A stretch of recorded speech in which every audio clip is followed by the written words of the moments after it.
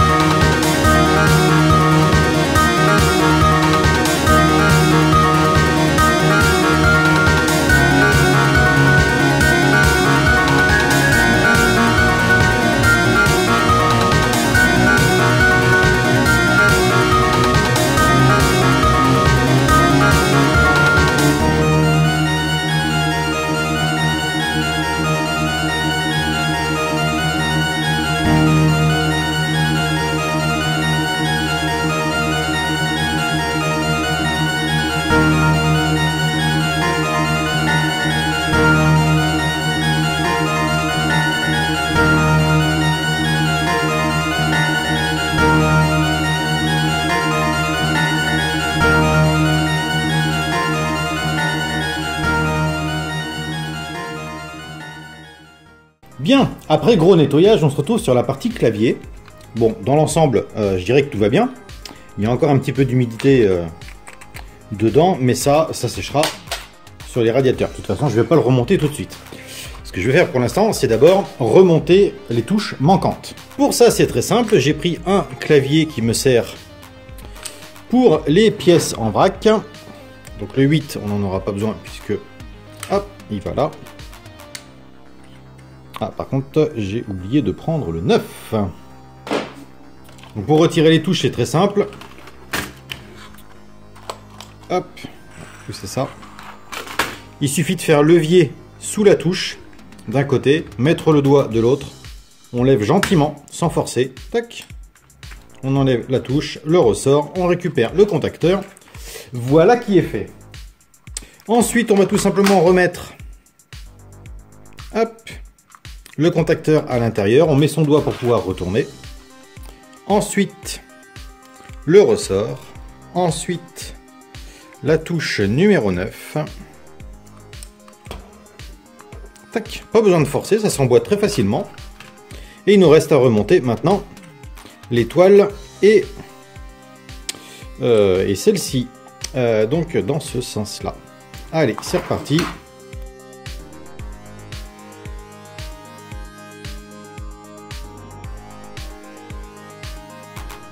Et on obtient un clavier entièrement reconstitué, parfaitement propre. En plus, il n'a pas jauni, donc ça dénote pas trop. On peut voir que le 9 est légèrement différent.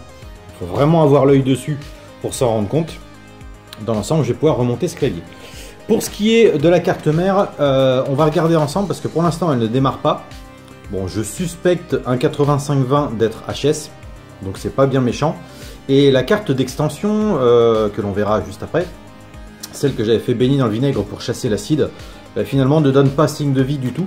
Mais heureusement, j'en ai une autre à mettre. Donc là, c'est parti. On va s'attaquer maintenant à la carte mère le temps que le clavier sèche correctement. On va donc changer le 8520, installer un Gotek et faire en sorte que ça fonctionne. Bien, pendant que le plastique est en train de sécher, on va s'attaquer à la carte mère. On a donc dit que c'était une révision 6A. Alors c'est une des dernières 6A hein, qui est bien verte. Bon là elle est un peu poussiéreuse mais c'est pas grave. Ce qui est bien, c'est qu'au niveau des mémoires, on peut voir qu'il est directement possible de poser les nouvelles puces sans avoir besoin d'évider la carte. C'est déjà évidé. Donc là, ça va pas être très compliqué. Il va falloir donc ressouder 4 mémoires directement sur la carte mère. Ensuite, faire un pont sur JP2 et JP7A qui va permettre d'activer ou désactiver les 1 MO ou 512 kg de mémoire. Et puis ça va être une opération plutôt facile. Donc un petit coup de pinceau pour retirer la poussière. Je démonte le blindage et puis on va voir pour souder ces nouvelles puces. Alors pour ce qui est de l'oxydation qui se trouve sur les picots, c'est très simple. Une brosse métallique cuivrée, ça fait largement le travail.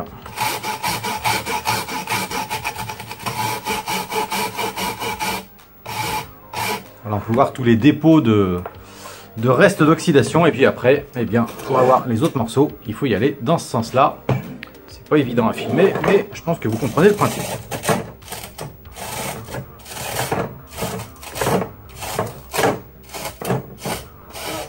Alors ça va avoir deux avantages. C'est que primo, on va voir si des pattes sont abîmées puisqu'elles vont se casser au moment où on va les frotter. Ça.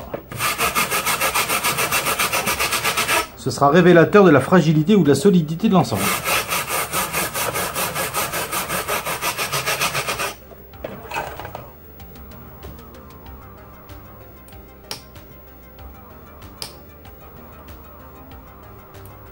Voilà, mais en tout cas, ça permet de retirer toutes les traces d'oxydation.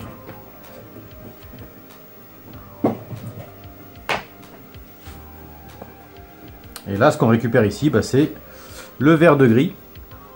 L'oxydation, les restes d'acide, vous voyez, tous ces petits restes-là. Donc tout ça, ben voilà.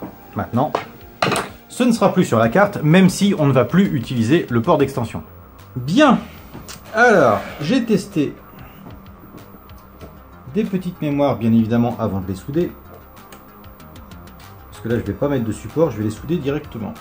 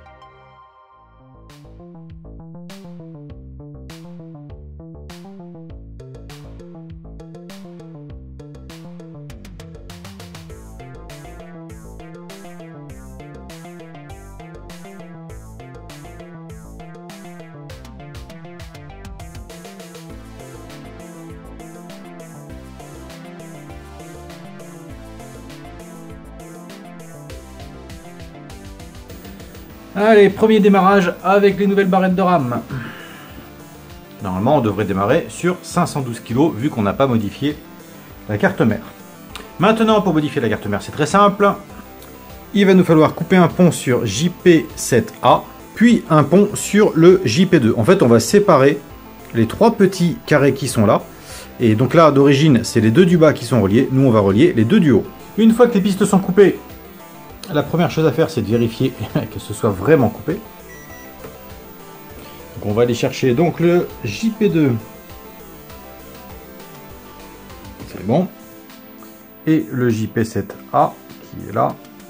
Il n'y a rien qui passe. Impeccable, sinon ça bip. Donc là, dans cette configuration-là, bien évidemment, il n'y a rien qui ne fonctionne. On restera donc sur du 512, voire rien du tout. D'ailleurs, on va tester. Voilà, l'écran démarre sur un écran rouge, parce que pour lui, il y a un gros problème, c'est qu'il ne trouve pas du tout de mémoire, étant donné que le JP2 n'est relié à rien.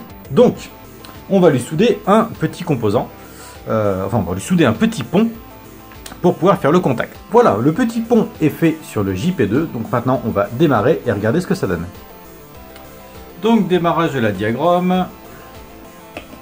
Tac, et on obtient donc chip 1024 kg et 0 de fast. Donc, là maintenant, on a 1 méga de chip. C'est un sujet qu'on a abordé plein de fois, mais on me repose souvent la question, est-ce qu'il est possible ensuite de rajouter une carte d'extension? La réponse est non. En fait, tant qu'on est sur une carte mère en fait en dessous d'une révision 8, à partir du moment où on a 1 méga de mémoire chip, on ne peut pas aller au-delà, ou alors il va falloir mettre une carte accélératrice qui va rajouter vraiment de la fast RAM. Si on avait une carte révision 8, ce que l'on va voir normalement dans la prochaine vidéo, eh bien on peut rajouter donc 1 méga sur la carte mère, donc 1 méga de chip, mais on peut additionner une extension de mémoire à la mémoire chip de façon à obtenir le maximum qu'un Amiga peut posséder, c'est-à-dire 2 mégas de chip RAM. Donc on va lui mettre sa petite ROM, c'est une ROM 1.3 je crois d'origine, et on va vérifier qu'il démarre bien sur sa ROM. Allez, démarrage sur la ROM d'origine, ce qui doit être une 1.3 je suppose, puisqu'on démarre sur un écran blanc. C'est une 1.3. Effectivement, voilà, donc tout ce qui est partie électronique, c'est terminé. Au niveau de la plasturgie, normalement tout est sec. Le clavier donc est restauré, j'ai rajouté les touches qui manquaient. Il va nous manquer l'installation du Gotek. Le problème, c'est que j'ai un Gotek qui est posé complètement en vrac. Je n'ai aucun support, donc je vais essayer de faire ça proprement, de façon à ce que ça fonctionne sans modifier la carte. Et je crois que le propriétaire aimerait avoir un disque dur classique en externe. C'est parti. Bon, finalement, l'option Gotek est mise de côté pour le moment parce que je n'ai pas de support en fait pour l'installer proprement. Donc, vu que le lecteur de disquette, j'ai pu le nettoyer et le restaurer, on va laisser comme ça. Après tout, ça fonctionne, pourquoi s'en passer? Donc, il me reste quelques vis à poser, refermer le clavier et puis tester, voir ce que ça donne et puis voir un peu au final à quel point c'est beaucoup plus joli. Bien, donc bilan de cette intervention, eh bien l'Amiga 600 qui lui n'était pas en panne, du coup a été entièrement recapé, entièrement nettoyé, révision du lecteur de disquette, addition d'une extension mémoire de 1 MO pour le pousser au maximum, c'est-à-dire 2 MO. Voilà, par contre on ne peut plus fermer la trappe parce que la carte est beaucoup trop grosse, et c'est surtout l'interrupteur qui vient poser problème, mais bon ça, ce n'est pas un souci.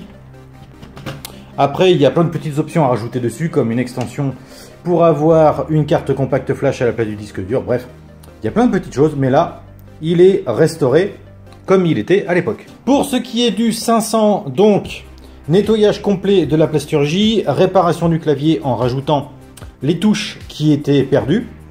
Vu que la carte d'extension mémoire était HS, parce qu'elle était complètement pourrie par l'acide, j'ai donc soudé directement les puces mémoire sur la carte mère de façon à l'upgrader à 1 MO de chip plutôt que 512 kg de chip et 512 kg de fast. Ce qui fait que maintenant, normalement, il doit accepter tous les jeux possibles et imaginables de l'époque. Je suis resté sur le lecteur de disquette d'origine, je n'ai pas monté donc le Gotek. Ça, ce sera une intervention qui apparaîtra sûrement bien plus tard. Mais pour l'instant, on va se contenter de ce montage-là. Voilà, c'était la restauration d'un Amiga 600 et d'un Amiga 500 avec un petit upgrade. J'espère que cette vidéo vous a plu et je vous dis à très bientôt pour de nouvelles vidéos. Ciao!